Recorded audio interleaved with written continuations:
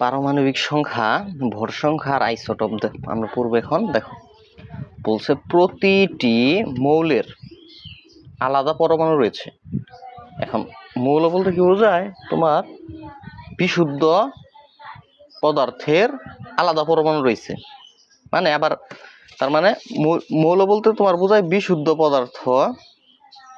কিন্তু একটা কথা আছে এখানে, দেখো মৌল বলতে বোঝায় তোমার কি বিশুদ্ধ পদার্থ, বিশুদ্ধ পদার্থ, ঠিক আছে। আবার সকল বিশুদ্ধ পদার্থ কিন্তু আবার মৌল নয়, এটা মনে রেখো। জাস্ট এটা একটা ধারণা দিলাম। তার মানে প্রতিটা বিশুদ্ধ পদার্থের কি রয়েছে? আলাদা পরমাণু রয়েছে। যেমন হাইড্রোজেন গ্যাসের পরমাণু, তার মানে হাইড্রোজেন একটা কি, হাইড্রোজেন গ্যাস কি একটা পদার্থ, ওইটার একটা পরমাণু রয়েছে। হাইড্রোজেন গ্যাসের পরমাণু তোমার এইচ দিয়ে প্রকাশ করা হয়, এইচ দিয়ে বোঝায় যে এটা হাইড্রোজেন গ্যাসের একটি পরমাণু। ওকে, তো তারপরে দেখো আবার এই যে অক্সিজেন গ্যাসের পরমাণু থেকে আলাদা, বলছো যে হাইড্রোজেন গ্যাসের পরমাণু অক্সিজেন গ্যাসের পরমাণু থেকে আলাদা। দেখো আবার অক্সিজেন গ্যাসের তোমার পরমাণুকে ও দিয়ে প্রকাশ করা হয়, অক্সিজেন গ্যাসের একটি পরমাণুকে ও দিয়ে প্রকাশ করা হয়। সো তোমার এই হাইড্রোজেনের থেকে অক্সিজেনের গ্যাসের পরমাণু আবার কি আলাদা, ঠিক আছে, মানে একটার সাথে আরেকটার কি ভিন্নতা আছে, বুঝছো? তারপর বলছে যে একটি মৌলের পরমাণু থেকে আরেকটি মৌলের পরমাণুর মধ্যে আকার, মানে কোনোটার আকার দেখবা যে বড়, কোনোটার আকার কি ছোট, এরকম আকার, ভর, মানে তোমার প্রতিটা মৌলের কি আছে, এই যে প্রতিটা পরমাণুর কি আছে, তোমার আকার আছে, আবার এদের কি আছে, ভরও আছে। তার মানে আকার, ভর ও ধর্মে পার্থক্য থাকে। তার মানে একটা মৌল থেকে আরেকটা মৌলের মধ্যে আকার, ভর ও ধর্মে পার্থক্য থাকে। কেন এই পার্থক্য? দেখো তার প্রশ্ন হচ্ছে এই যে এখানে উত্তর দেওয়া হচ্ছে যে পরমাণুর প্রোটন ও ইলেকট্রনের সংখ্যার পার্থক্যের কারণে পরমাণু সমূহের মধ্যে পার্থক্য হয়ে থাকে। তার মানে এই যে আকার, ভর ও ধর্মের যে পার্থক্য, এটা কি কারণে হয়? ওই পরমাণুতে প্রোটন বা ইলেকট্রন সংখ্যার পার্থক্যের কারণে। যেমন তোমার হাইড্রোজেনের ইলেকট্রন সংখ্যা হইল তোমার 1, ঠিক আছে। আবার দেখবা যে অক্সিজেনের ইলেকট্রন সংখ্যা হইল তোমার 8, ঠিক আছে। আর তার মানে এই যে ইলেকট্রন সংখ্যার যে পার্থক্য, এই পার্থক্যের কারণেই তোমার একটা পরমাণু থেকে আরেকটা পরমাণুর মধ্যে হইল তোমার অমিল রয়েছে, ঠিক আছে, মানে একটা থেকে আরেকটা আলাদা, এই কারণে আলাদা। পরমাণুতে ইলেকট্রন ও প্রোটনের সংখ্যা সমান থাকে। তার মানে যেমন তোমার হাইড্রোজেনের পারমাণবিক সংখ্যা হইল 1, তার মানে এখানে প্রোটন সংখ্যা কি 1। আবার দেখবো হাইড্রোজেনের ইলেকট্রন সংখ্যাও 1, মানে প্রোটন সংখ্যার ইলেকট্রন সংখ্যা থাকে সমান থাকে। পরমাণুর বৈশিষ্ট্যকে বোঝানোর জন্য প্রোটনের সংখ্যা ব্যবহার করা হয়। তার মানে একটা পরমাণুকে বোঝানোর জন্য প্রোটন সংখ্যায়, যেমন প্রোটন সংখ্যা বললাম যে 7, এই 7 মানে আমি বুঝতেছি যে পরমাণু প্রোটন সংখ্যা 7, এর মানে এই মৌলের নাম হইল তোমার নাইট্রোজেন, কি নাইট্রোজেন। ওকে, সে কোন মৌলের একটি পরমাণুতে প্রোটনের সংখ্যাকে পারমাণবিক সংখ্যা বলা হয়। তার মানে প্রোটন সংখ্যাই পারমাণবিক সংখ্যা। প্রোটন একটা মৌলের মধ্যে একটি পরমাণুতে, একটা পরমাণুতে যতগুলা প্রোটন, মানে যতগুলা প্রোটন, ওই প্রোটনকেই বলা হয় তোমার কি পারমাণবিক সংখ্যা। ওই ততগুলা ওইটাকেই বলা হয় পারমাণবিক সংখ্যা। যেমন তোমার ধরো হাইড্রোজেনের প্রোটন সংখ্যা হইল 1, তার মানে এর পারমাণবিক সংখ্যা হইল কত? 1। ওকে, এগুলো মুখস্থ রাখতে হবে। বলবা যেগুলো আসতেছে কোথা থেকে, তোমার একটা ছক আছে, ওই ছকটা মুখস্থ করলে তুমিও পারবা যে তোমার হাইড্রোজেনের পারমাণবিক সংখ্যা 1, হিলিয়ামের পারমাণবিক সংখ্যা 2, লিথিয়ামের পারমাণবিক সংখ্যা 3, এরকম তোমার মৌলিক পদার্থ আছে হইলো তোমার 118টি, ঠিক আছে। তার মানে 118টা মৌল আছে, ওগুলার তোমার পারমাণবিক সংখ্যাগুলা মুখস্থ রাখতে হবে এবং ভর সংখ্যাও মুখস্থ রাখতে হয়। এগুলো সিস্টেম আছে, একদম সহজ, মনে রাখলেই। তোমাদের বইয়ের জন্য আপাতত 30টা যদি মুখস্থ কর তাই যথেষ্ট, 30টা মনে রাখবা তাই হবে। দেখো হাইড্রোজেনের পারমাণবিক সংখ্যা 1, তার মানে ওর প্রোটন সংখ্যা কত? 1। পারমাণবিক সংখ্যা যত প্রোটন সংখ্যাও তত। এই যে এখানে এই যে তাহলে পারমাণবিক সংখ্যা এই যে কোন মৌলের, এই লাইনটি ইম্পর্টেন্ট আছে, ক নাম্বারে বিশেষ করে সৃজনশীলের কতে এটা আসতে পারে যে পারমাণবিক সংখ্যা কাকে বলে। তখন এটা দিবা যে কোন মৌলের একটি পরমাণুতে প্রোটনের সংখ্যাকে পারমাণবিক সংখ্যা বলা হয়, সেটা দিয়ে দিলাম। আমরা এই পর্যন্ত পড়ছি। আবার যে অক্সিজেনের একটি পরমাণুতে 8টি প্রোটন আছে, তার মানে ওর পারমাণবিক সংখ্যা হলো 8, তাই অক্সিজেনের পারমাণবিক সংখ্যা 8, মানে প্রোটন সংখ্যা যত পারমাণবিক সংখ্যা তত। বলবা যে প্রোটন কোথা থেকে আসতেছে, প্রোটন, ইলেকট্রন, নিউট্রন। আসলে তোমার পরমাণু গঠিত হইতো এই প্রোটন দিয়া, ইলেকট্রন দিয়া, নিউট্রন দিয়া, তো বুঝাইছি পর্ব 1 দেখে নিও, ঠিক আছে। অক্সিজেনের পারমাণবিক সংখ্যা 8। পারমাণবিক সংখ্যা থেকে কি কি তথ্য পাওয়া যায় বলতে পারো? আচ্ছা, প্রশ্ন হচ্ছে এখানে আবার দিয়ে আছে এখানে যে কার্বনের পারমাণবিক সংখ্যা 6। এগুলো কিন্তু মুখস্থ রাখো ভালো পেয়ে। অক্সিজেনের পারমাণবিক সংখ্যা কত? 8। আবার পারমাণবিক সংখ্যা যত, প্রোটন সংখ্যা যত, ইলেকট্রন সংখ্যাও তত। মানে পারমাণবিক সংখ্যা 8 মানে অক্সিজেনের প্রোটন সংখ্যা 8, পারমাণবিক সংখ্যা 8 মানে বোঝাচ্ছে ওর ইলেকট্রন সংখ্যা 8, কারণ প্রোটনের সমান সংখ্যক ইলেকট্রন থাকে। কার্বনের পারমাণবিক সংখ্যা 6, এগুলা ভালোভাবে মনে রাখবা। এ থেকে কি তথ্য পাওয়া যায় যে পারমাণবিক সংখ্যা যেহেতু কোনো মৌলের প্রোটনের সংখ্যা, তাই বোঝা যায় কার্বনের একটি পরমাণুতে 6টি প্রোটন আছে। তোমার এই সি দিয়ে বোঝায় কার্বনের একটা পরমাণু, এই সিতে তোমার প্রোটন আছে কয়টা? 6টা। একটি পরমাণুতে যেহেতু প্রোটন আর ইলেকট্রনের সংখ্যা সমান, সুন্দর মনে রাখো, তাই বোঝায় কার্বনের একটি পরমাণুতে 6টি ইলেকট্রন আছে। ওই যে ওইটাই বুঝাইলাম। কোন মৌলের পারমাণবিক সংখ্যা থেকে বোঝা যায় কি ওই মৌলের পরমাণুতে কয়টি নিউট্রন আছে? না, নিউট্রন সংখ্যা জানা যায় না। নিউট্রন সংখ্যা জানতে হলে মৌলের পারমাণবিক সংখ্যা ও ভর সংখ্যা জানতে হবে। তাহলে নিউট্রন সংখ্যা জানতে হলে পারমাণবিক সংখ্যার ভর সংখ্যা লাগে। কেন লাগে? কারণ নিউট্রন সংখ্যার একটা সূত্র আছে বের করার। দেখো, একটি পরমাণুতে ইলেকট্রন ভর নগণ্য, মানে পরমাণুর যে একটা ভর ওইটা একদম নগণ্য। ইলেকট্রনের, এই পরমাণুর ইলেকট্রনের যে ভর ওইটা একবারে নগণ্য। পরমাণু প্রায় ভরটুকুর নিউক্লিয়াসে থাকে, কারণ তোমার পরমাণু গঠিত হলো তোমার ইলেকট্রন, প্রোটন আর নিউট্রন দ্বারা। সংযুক্ত একদম তোমার কেন্দ্রে থাকে প্রোটন আর নিউট্রন, আর কক্ষপথে থাকে হইলো তোমার ইলেকট্রন গুলা। ওকে, সো এই ইলেকট্রনের ভর যদি নগণ্য হয়, পরমাণু গঠিত হইতো এই তিনটি দিয়ে, ইলেকট্রন, প্রোটন আর নিউট্রন। তার মানে প্রোটন আর নিউট্রন থাকতেছে, তার মানে এদের ভরই পরমাণুর ভর ধরে নিতে হবে, কারণ ইলেকট্রনের ভর একদম নগণ্য। ওইটাই বলা হয়েছে যে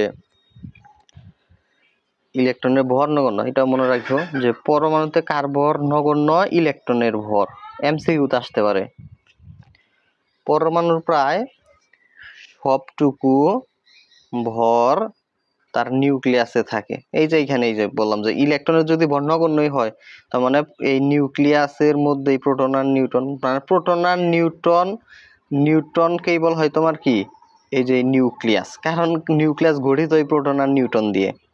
তার মানে পরমাণু সব ভর কোথায়? তার মানে নিউক্লিয়াসের মধ্যে, কারণ ইলেকট্রনের তো নগণ্য ভর, তার মানে এইটুকের ভরই ধরে নিতে হবে পরমাণুর ভর। এটাই বলা হয়েছে। কোন পরমাণুর ভর তার প্রোটন নিউট্রনের ভর। এই যে কোন পরমাণুর ভর তার প্রোটন আর নিউট্রনের ভর। কোন পরমাণুর ভর তার প্রোটন আর নিউট্রনের ভর।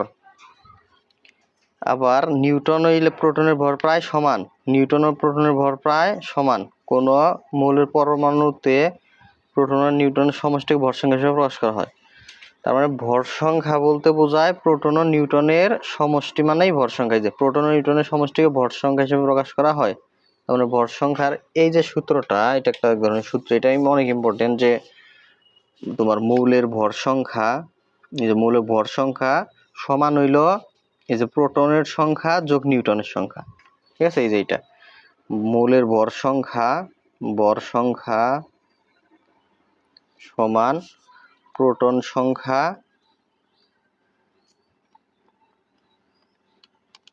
যোগ নিউট্রন সংখ্যা।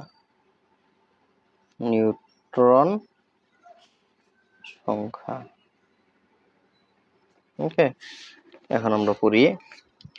যেমন অক্সিজেন পরমাণু নিউক্লিয়াস 8টি প্রোটন আর 8টি নিউট্রন থাকে। তার মানে অক্সিজেন, আমি যদি বলছি অক্সিজেনের ভর সংখ্যা কত, তাহলে তুমি কি করে দিবে?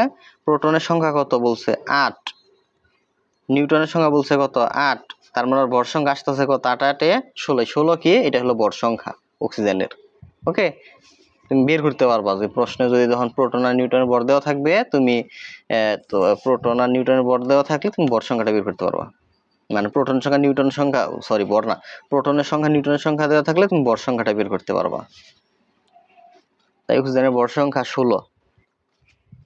আবার সোডিয়ামের একটি পরমাণুতে 11টি প্রোটন আর 12টি নিউট্রন আছে। তাহলে সোডিয়ামের ভর সংখ্যা তোমার এই যে 11 আর 12 যোগ করতে হবে, যে 11 যোগ 12 সমান কত 23।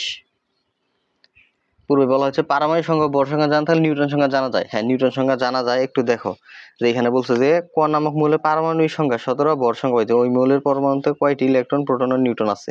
তাহলে দেওয়া আছে কি পারমাণবিক সংখ্যা, এটা আমি সমাধান করি। দেখো সমাধান, তাহলে এখানে ক মৌলের ক্ষেত্রে পারমাণবিক সংখ্যা 17, পারমাণবিক সংখ্যা কত 17, এটা দেওয়া আছে। আর দেওয়া আছে কি ভর সংখ্যা 35, এই যে ভর সংখ্যা 35 বের করতে বলছে কি কি ইলেকট্রন প্রোটন ও নিউট্রন আছে। ঠিক আছে, ইলেকট্রন প্রোটন নিউট্রন। তাহলে দেখো যেহেতু আমরা কি জানি, যে আমরা জানি পারমাণবিক সংখ্যার সমান থাকে হইল প্রোটন সংখ্যা, প্রোটন সংখ্যার সমান থাকে কি ইলেকট্রন সংখ্যা। এই যে দেখো যে পারমাণবিক সংখ্যা, মৌলের পারমাণবিক সংখ্যা আসলে মৌলের একটি পরমাণুতে প্রোটনের সংখ্যা, এই ক্ষেত্রে মৌলের প্রোটন সংখ্যা আছে 17টি, প্রোটন সংখ্যা ইলেকট্রনের সংখ্যা সমান, এর ইলেকট্রন সংখ্যা রয়েছে 17টি। ঠিক আছে, এই যে পারমাণবিক সংখ্যা, জানি পারমাণবিক সংখ্যা এইটার সমান থাকে হইলো তোমার প্রোটন সংখ্যা, পারমাণবিক সংখ্যার সমান থাকে প্রোটন সংখ্যা। আর একটা মৌলে প্রোটন সংখ্যা যে কটা থাকে ওই সংখ্যক থাকে তোমার কি ইলেকট্রন সংখ্যা। কি থাকে ইলেকট্রন সংখ্যা, ইলেকট্রন সংখ্যা জায়গা নাই এনে লিখলাম। তার মানে অতএব পারমাণবিক সংখ্যা তো 17, অতএব ইলেকট্রন সংখ্যা 17, ইলেকট্রন সংখ্যা 17। যে পারমাণবিক সংখ্যা 17, মানে আমরা বুঝতেছি যে পারমাণবিক সংখ্যার সমান থাকে মৌলের মধ্যে প্রোটন সংখ্যা, প্রোটন সংখ্যার সমান থাকে সংখ্যক থাকে ইলেকট্রন সংখ্যা, তার মানে ইলেকট্রন সংখ্যা 17। আবার বলছে যে বের করো, যে ইলেকট্রন বের করলাম। আর কি বলছে প্রোটন আর নিউট্রন কয়টি ইলেকট্রন বের করছি, প্রোটন আর নিউট্রন আছে, প্রোটন আর নিউট্রন বের করতে বলছে। এখন দেখো দেওয়া আছে হলো ভর সংখ্যা, পারমাণবিক সংখ্যা, তার মানে প্রোটন সংখ্যা বের করতে বলছে। আমরা কি জানি পারমাণবিক সংখ্যা সমান হইলো প্রোটন সংখ্যা, তার মানে যে কয়টা পারমাণবিক সংখ্যা থাকবে ওই কয়টা প্রোটন সংখ্যা থাকবে, অতএব প্রোটন সংখ্যাও কত, অতএব প্রোটন সংখ্যা 17। আশা করি বুঝতেছো, মানে পারমাণবিক সংখ্যা যে কয়টা থাকবে ওই মৌলের মধ্যে ইলেকট্রন ততটা থাকে, প্রোটন ততটা থাকে। এই জন্য তিনটাই সমান দিয়ে লিখছি, যে পারমাণবিক সংখ্যা সমান হইলে প্রোটন সংখ্যা সমান ইলেকট্রন সংখ্যা। আর বের করতে হবে নিউটন সংখ্যা, নিউটন সংখ্যা বের করতে সিস্টেমটা এটা আমরা সূত্র থেকে বের করব। এই যে ভর সংখ্যা, তোমরা জাস্ট এটা একবার সরাসরি মনে রাখো। আমরা জানি